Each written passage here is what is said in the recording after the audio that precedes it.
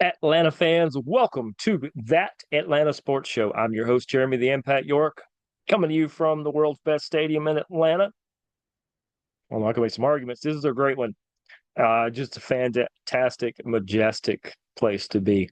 If you haven't been to MBS, I implore you, find a reason to go.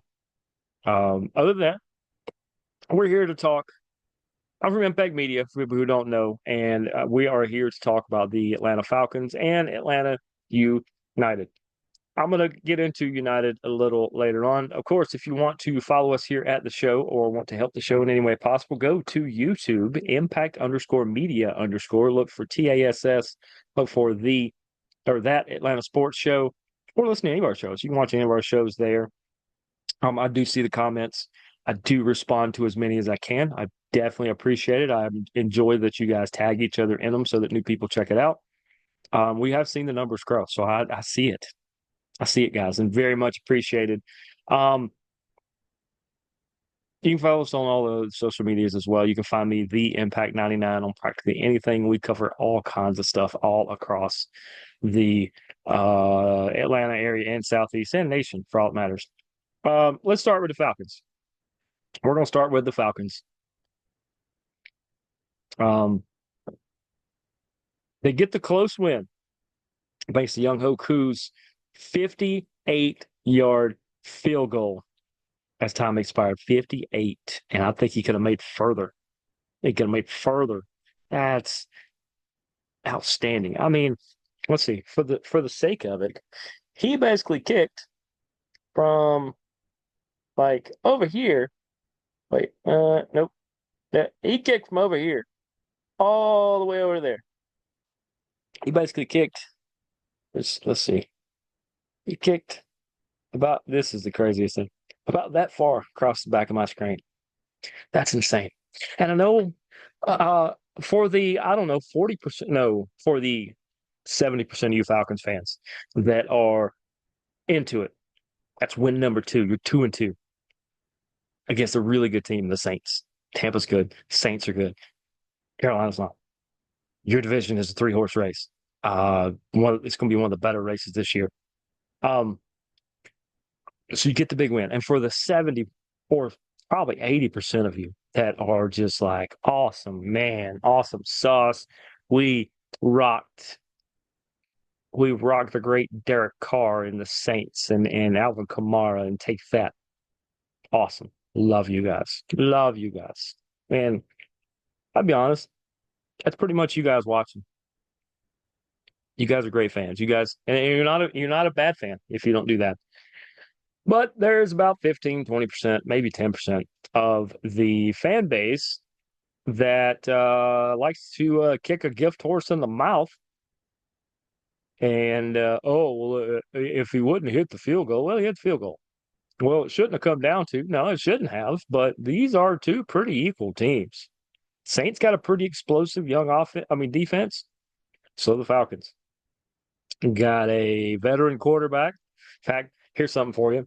One quarterback was 21 for 35 for 238, no touchdowns, an interception. He was sacked once. Remember that. 21 for 35, 238, one interception, sacked once. The other quarterback, 28 for 36, 239, one extra guard, one interception, one sack. One of those is Derek Carr. One of those is Kirk Cousins. Kirk Cousins is the first. Derek Carr is the second. And that's because the Saints were trying to catch up during the contest. So they started to throw a little bit more. And they couldn't rely on their run game because Alvin Kamara started to not get a lot of yards against this team. Run game this is what the Falcons got to figure out. For one, they only rushed two guys. They only had two. Now, Kirk's not going to run. We know that. And we don't have a Taysom Hill. I don't want a Taysom Hill. Granted, he did score two of the three touchdowns that they had. He also got banged up for doing it.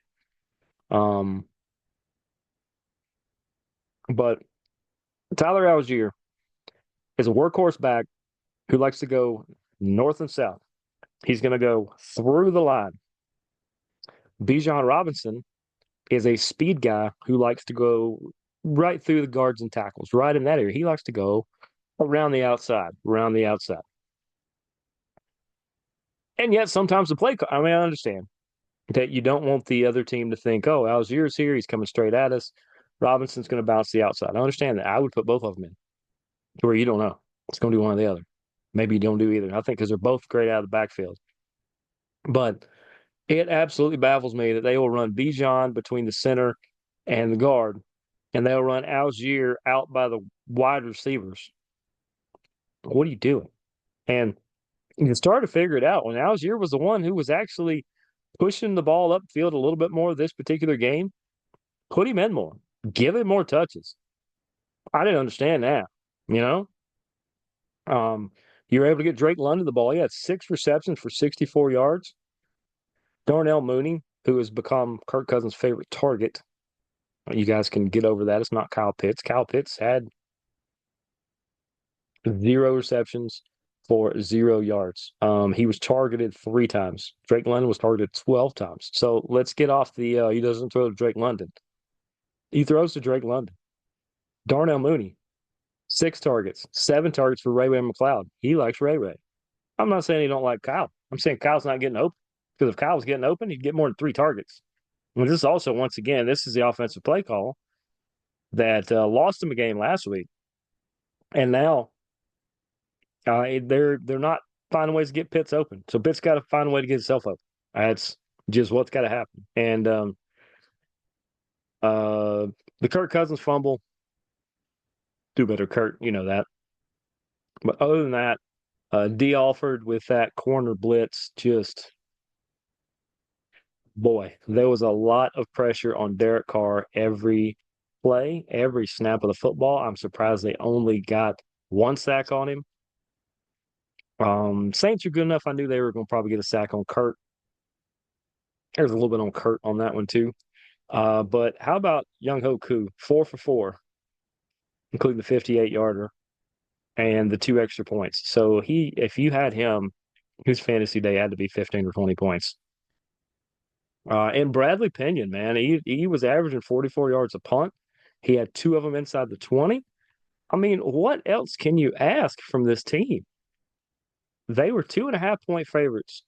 So if you went with the points, you lost that one. But if you went with the fact that your Falcons, our Falcons, were going to win, the Falcons won.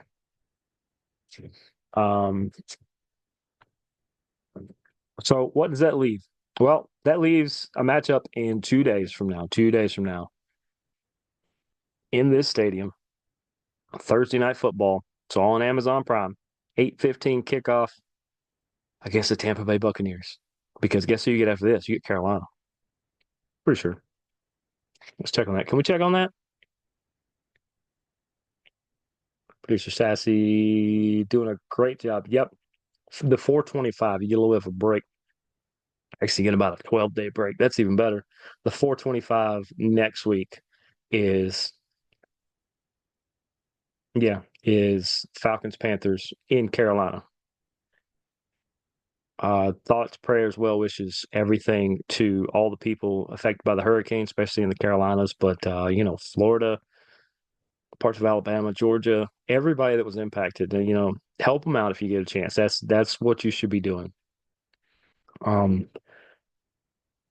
Yeah, Atlanta's a 1.5-point favorite at home.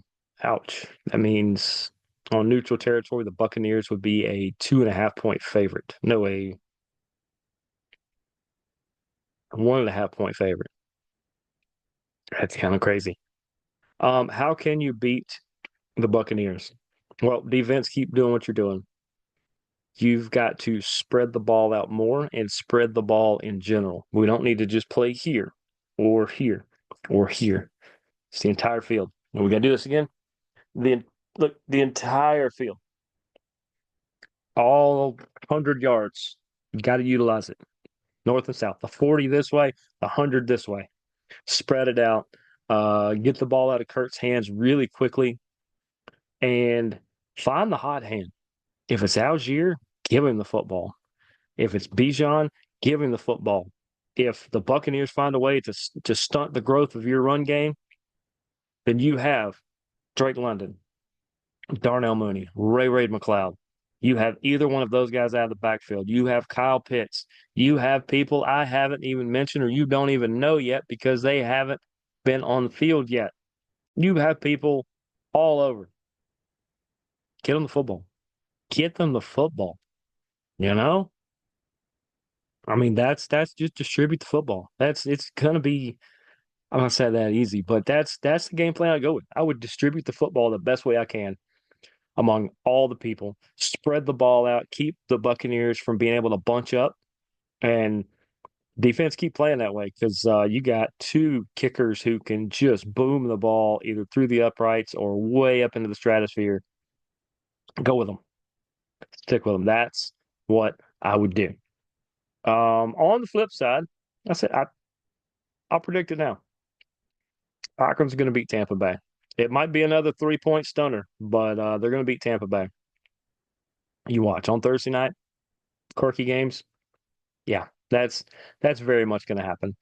Speaking of things that are going to happen, we will get into Atlanta United as they round out their schedule. They have 3 games remaining. Now, of course, they got the draw up in Philadelphia. You want to draw on the road if you can. If you can win, even better. But you want to go. You want to make sure to at least draw on the road. You want to win at home. Well, they've been having problems winning at home, but at least the draw in Philadelphia, you got one. The 1-1 draw. Sabo Lopenice with the lone goal to save you a little bit there. They played pretty good. I mean, they didn't play bad. They played better than Philly, but Philly Philly was like 2 to 3 times as many shots and attempts, and Atlanta just found a way to make sure theirs counted. Where does that put them? Because I know that's what you're about to ask. You're about to say, well, they're still not going to make the playoffs. Well, actually, they can. They're currently in 11th. They are 3 points back of ninth place Philadelphia, 10th place Montreal, who they play next. They will play New York Red Bulls after that. We'll talk about both of those, but they are 3 points technically out of eighth because Toronto is also at 3 points. If it comes down to goal differential, they have the second best. Toronto and Montreal are minus 17. That means they have scored 17 less points, less goals than their opponents. Now, Philadelphia plus 10. That's a pretty good number. -4 for Atlanta because you guys are going to ask. -4. That's not bad. Of all the teams currently in a playoff race, that's one of the better ones. Um, but things that need to happen for Atlanta to get a victory because they play tomorrow night versus CF Montreal. They will also play Saturday against the New York Red Bulls here.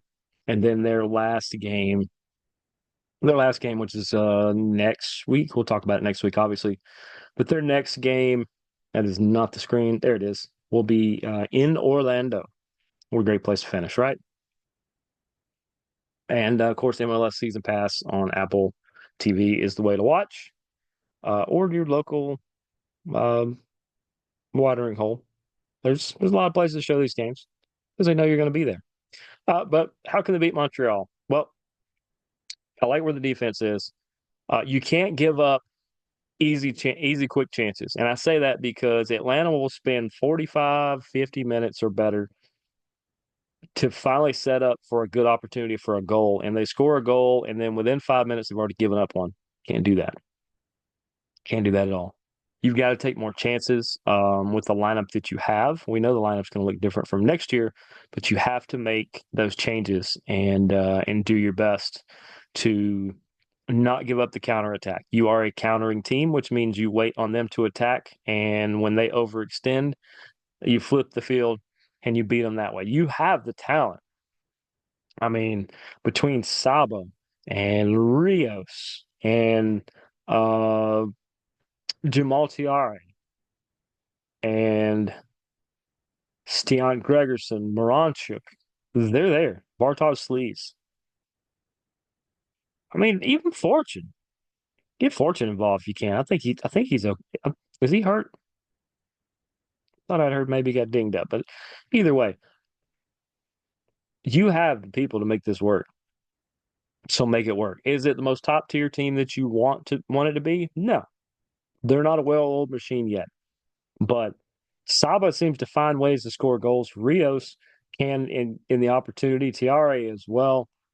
Uh, if you can get Alexi Moranchuk to set up those guys, or to just unleash a laser from the top of the box like he's been doing, just think of it this way: he's been with the team like 2 weeks. He has 2 goals, so he's probably going to get a couple more this week. Just bank on it. There's a chance he ends up being the leading scorer of the team, which is crazy. Leading scorer, by the way, is Saba, who has 8. Rios has 6. Tayari has 5. I'm not mentioning people who no longer play for the team. Zondi Silva has 2. Gregerson has 2. Moranchuk with 2. A handful of people have 1. Um, but you want to know how you want to beat Montreal? That's how. You wait on them to overextend. You crush them on the counter.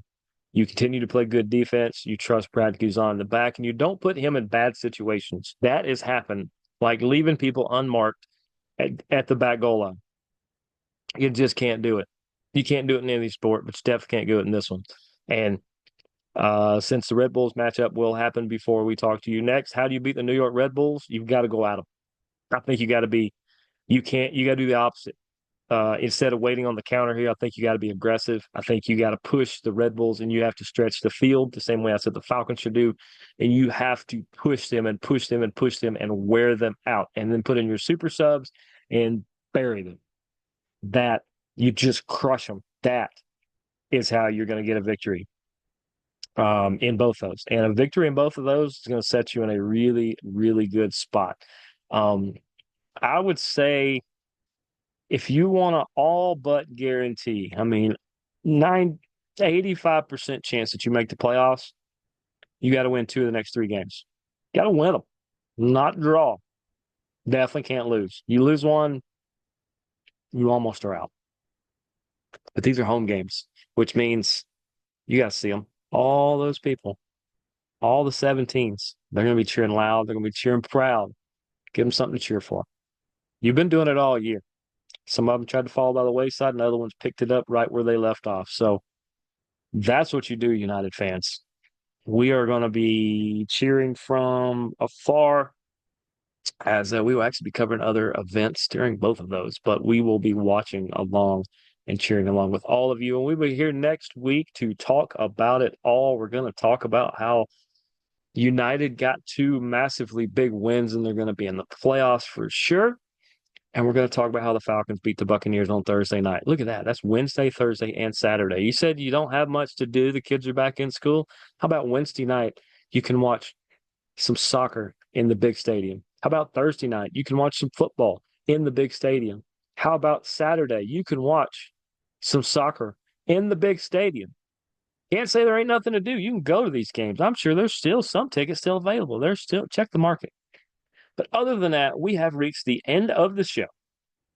I appreciate and want to thank all you guys for watching this great edition of That Atlanta Sports Show. I am Jeremy the Impact York. We will see you guys next week. Deuces, gooses. Go Atlanta. Go United. Go Falcons.